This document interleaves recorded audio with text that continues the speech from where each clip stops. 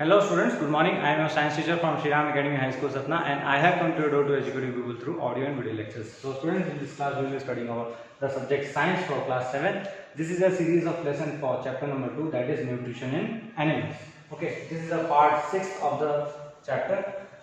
In the last lessons we learned about how the digestion takes place in humans. Now we will be studying about the digestion in grass eating animals. Specially grass eating animals जो grass खाते हैं, घास खाते हैं, ऐसे जानवरों में कैसे डाइजेशन होता है ये हम देखेंगे। ठीक है, इनको हम जनरली रूमिनेंट्स भी कहते हैं, और क्यों कहते हैं देखते हैं अभी।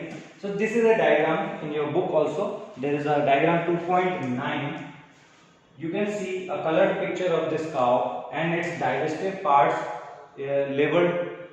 legibly labeled and neat and clean. यहाँ पर आप देख सकते हैं कि ये घास खा रही है। ठीक है, तो जो भी आपने जनरली देखा भी होगा, जो घास खाते हैं जो जानवर, वो क्या करते हैं, they generally chew even after the eating, है ना। खाना उस चीज को खाने के बाद भी वो क्या करते रहते हैं, चबाते रहते हैं। उसको हम जुगाली कहते हैं कि जुगाली करते रहते हैं। जुगाली क्यों करते हैं, लेट्स सी। तो होता क्या है कि जब भी कोई गाय या फिर कोई ग्रास ईटिंग एनिमल क्या करता है, घास खाता है, तो जो वो खाता है वो जाकर के कहाँ स्टोर हो जाता है, सबसे पहले वो ग्रास जाकर स्टोर होती है एक पार्ट ऑफ स्टमक में, एक बैग लाइक पार्ट होता है, उसको हम कहते हैं र्यूमन। ठीक है, एक बड़ा सा बैग लाइक स्ट्रक्चर होता है, उसके अंदर जाकर के स्टोर हो जाता है पूरा ग्रास जो भी आप जानवर खा रहा है। फिर जब वो ग्रास जाता है वहां पर, उसके बाद धीरे धीरे क्या होता है, वो वहां पर डाइजेस्ट होता है। ठीक है, डाइजेस्ट होने के बाद थोड़ा सा पार्शियली डाइजेस्ट होता है, कंप्लीटली डाइजेस्ट नहीं होता, वो पार्शियली डाइजेस्ट होता है, आधा डाइजेस्ट होता है, और उसके बाद वहां से थोड़ा थोड़ा इन स्मॉल क्वांटिटीज वो क्या बन जाता है, कर्ड बन जाता है। कर्ड आता है वापस स्मॉल क्वांटिटी में, यहाँ से वापस आता है इसके ईसोफेगस से माउथ में, और गाय उसको चबाती रहती है, उसी को चबा करके फिर वापस उसको अपने स्टमक में भेजती है। इसी तरीके से कर्ड फिर आता है, फिर चबाते हैं, फिर उसको वो स्टमक में भेज देते हैं। ये प्रोसेस चलता है, इस तरीके से इनका डाइजेशन होता है। ठीक है, अब इस प्रोसेस को हम क्या कहते हैं, जहां से कर्ड जो आता है, CUD कर्ड, वो आता है माउथ में, एंड देन ये इसको क्या करते हैं, इसको जुगाली करते हैं, या फिर कह सकते हैं रूमिनेशन करते हैं। इस प्रोसेस को क्या कहते हैं हम, रूमिनेशन कहते हैं। आपकी बुक में इसकी डेफिनेशन दे रखी है, you can definitely check out those definitions. तो यहाँ पर रूमिनेशन होता है, रूमिनेशन होने के बाद फिर फूड आता है जो डाइजेस्टेड है, उसके बाद वो आता है return back to the stomach, and वहां से डाइजेस्ट होकर के स्मॉल इंटेस्टाइन से पास होकर के लार्ज इंटेस्टाइन से डिफिकेट कर दिया जाता है in the form of animal dung. Okay, so in this way the digestion takes place in this grass eating animals. अब होता क्या है, जो सेलुलोज है ग्रास में, क्या होता है, ग्रास में एक स्टार्च होता है, उसको कहते हैं सेलुलोज।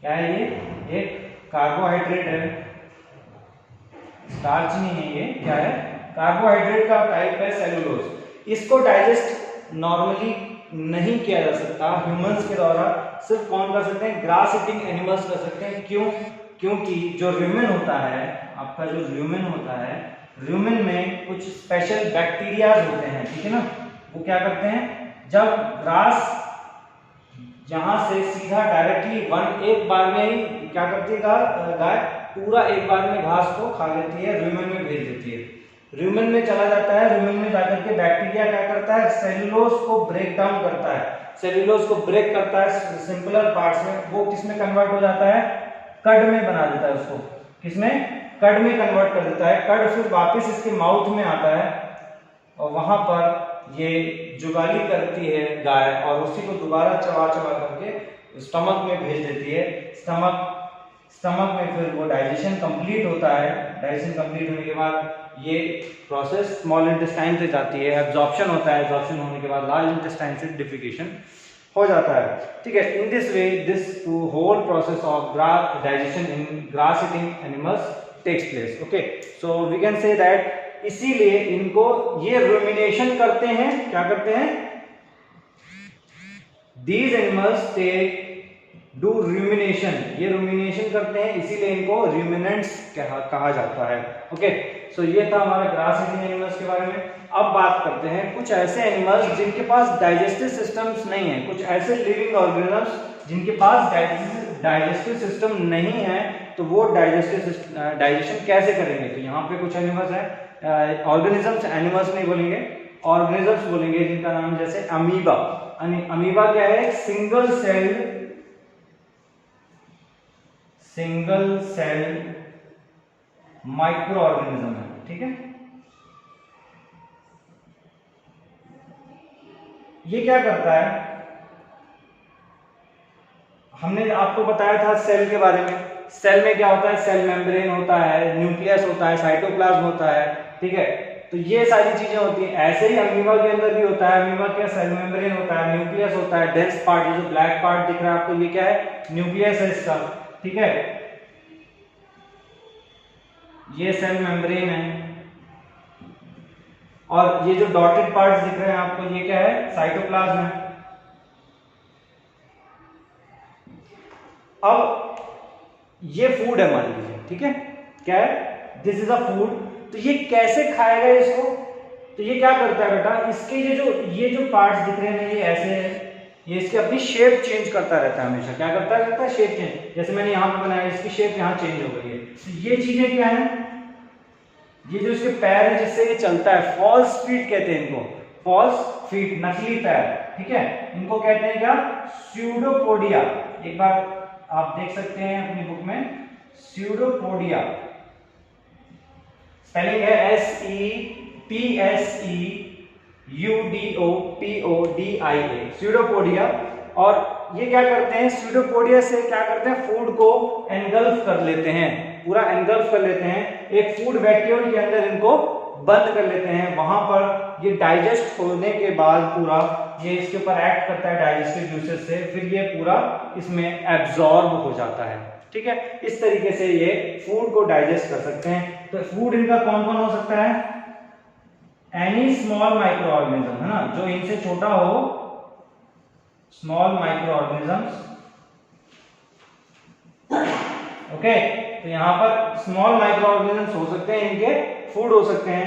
स्मॉल इंसेक्ट्स फूड हो सकते हैं, ठीक है। इंसेक्ट्स लेकिन काफी बड़े होते हैं तो वो नहीं हो सकते। मोस्ट ऑफ द टाइम क्या होंगे, स्मॉल माइक्रो ऑर्गेनिजम्स इनके फूड कहलाते हैं। So this was all about the, ये अपने जो ये चैप्टर है, इस पूरे पार्ट में हमने न्यूट्रिशन एनिमल्स का पढ़ लिया। मैं एक चीज और बता दूं, यहाँ पे फूड वैक्यूल वो पार्ट होता है किसी भी सेल का जहां पर क्या होता है, फूड का डाइजेशन होता है, ठीक है। और ये फूड वैक्यूल्स एनिमल सेल्स में, जो एनिमल्स में जो सेल होते हैं वो कम साइज के होते हैं, छोटे होते हैं, लेकिन प्लांट्स में वो साइज फूड वैक्यूल का बहुत ही बड़ा होता है, okay. So this is about feeding and digestion in amoeba. The process, जो जिस प्रोसेस से ये एनगल्फ करता है, इसको हम कहते हैं इंजेशन, है ना।